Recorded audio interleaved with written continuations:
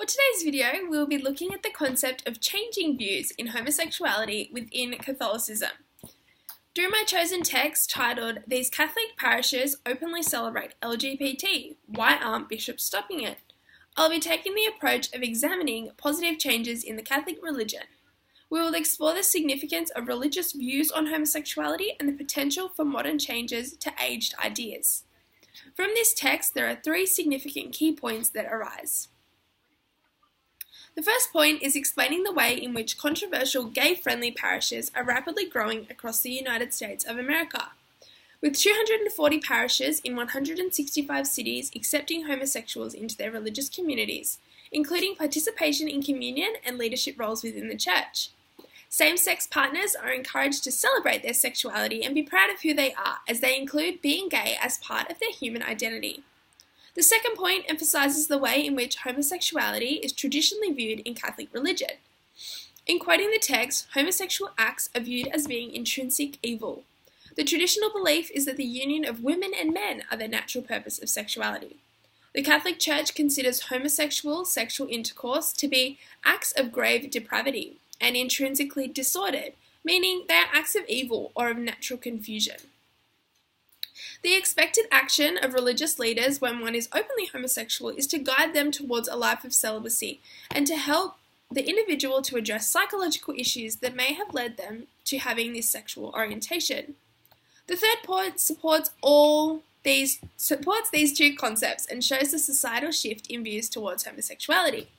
It emphasizes the importance of breaking down these traditional views in order to create a more accepting religious society. Possible causes for the creation of these new gay-friendly parishes may be the realization that others being different is not detrimental to their faith, and acceptance of people in communities develops strength and unity. Although this concept so far seems positive and enlightening, there are always going to be some negatives of any case. An example of a consequence of this issue is the example of Joseph Sciambra. Sciambra was a member of the church who had been fighting with his sexuality. He aimed to seek forgiveness for a homosexual sexual act, but when he went to confessional, the priest insisted he remain gay and he wasn't really doing anything wrong. This arose feelings of confusion and misunderstanding, as he had always understood that being a homosexual person of faith was wrong, and now this new social shift was accepting of his sexuality. This newfound acceptance forced him to make a decision about how he wanted to continue his sexual life. Now he had a religious blessing. The key idea that I have chosen to relate to this text is social constructionism. According to Burt, social constructionism cautions us to be ever suspicious of our assumptions about how the world appears to be. Two examples of social construction arise in my opinion. Firstly, religion. Within religion, teachings, principles, rules and practices are constructed in order to create a faith. These traditions do not often change. Therefore, a case like this, where churches are changing their views, creates controversy. It can create a sense of confusion for many, who now need to adapt to new concepts of such ancient principles. The second social construction is sexuality.